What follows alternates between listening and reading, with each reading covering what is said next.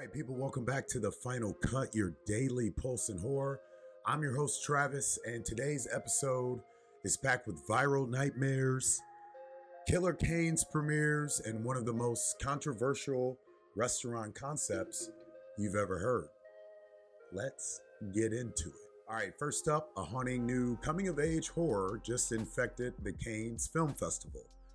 The Plague, the debut feature from New York filmmaker Charlie Pollinger, premiered this week in the Uncertain Regard section, and it's the first collaboration between Spooky Pictures and Image Nation, Abu Dhabi, to hit the Crozet. The story, set at an all-boys water polo camp, a socially anxious 12-year-old gets caught in a cruel initiation ritual targeting a kid labeled as having the plague. But as the twisted game escalates, it might not be a joke at all. Produced by genre titan Steven Schneider and Roy Lee, alongside Joel Edgerton, who also has a producer credit, The Plague promises that rare mix of psychological horror and raw emotional tension. Coming off the success of Late Night with the Devil, this partnership is only just getting started. So, does The Plague sound like your kind of Kane's creeper?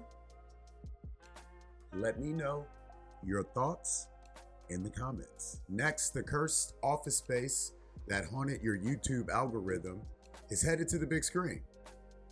824's The Backrooms, based on Karen Parsons' viral found footage series, is picking up a serious momentum, with the Penguins' Cristin, Milioti, and Children of Blood and Bones' Chiwetel, Ejiofor now in talks to star.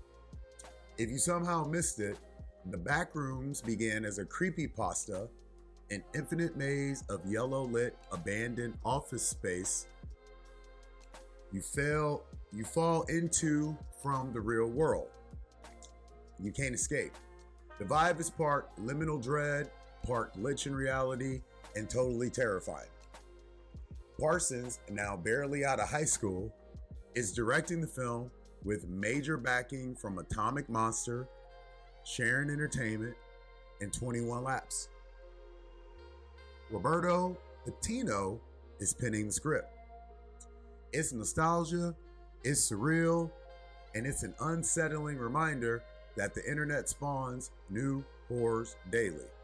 So, have you ever seen The Backrooms late at night and wish you hadn't?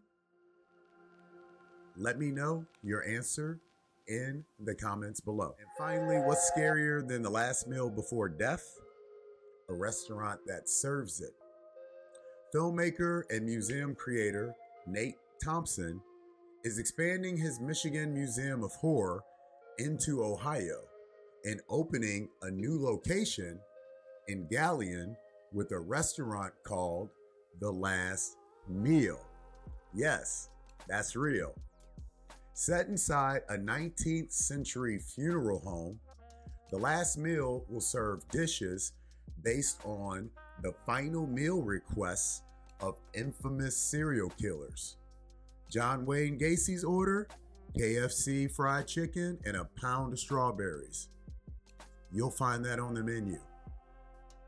While controversial, Thompson says the project balances its dark theme with philanthropy and horror fandom. It's also set to open in time for July's Incarceration Festival, which takes place at the Ohio State Reformatory. Whether you find it fascinating or tasteless, The Last Meal is bound to spark headlines and debates. Here's my question to you. Would you eat a dish inspired by a killer's final request? Or is that one horror step too far? Let me know if you know any of these dishes and what your answer would be in the comments below. Today's take. Today's stories prove horror continues to thrive at the extremes, from Kane's caliber coming of age terror to creepypasta cinema and immersive horror dining experiences.